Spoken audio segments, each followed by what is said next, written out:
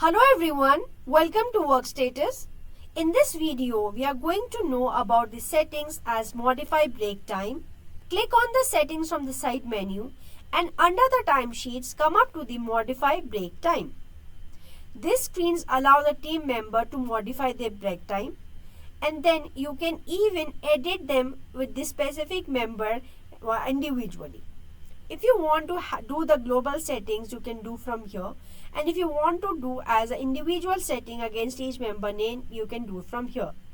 By default, the checkbox is enabled for all of the edit, add and delete break time for the organization, owner and the manager. Now this settings basically what it does is when you are adding a manual time, it gives you an option to add a break time there. And then once the break time is added, the user, if you want that user to modify or edit do any changes on that added break time, you can do it from here. If you have given the permission to the specific user to add a break time, or even when you want to edit it, he can just edit, and you even want him to delete it, you can give the permissions from here.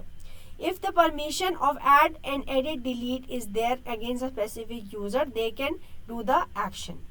So this was all about the modify settings. Thank you.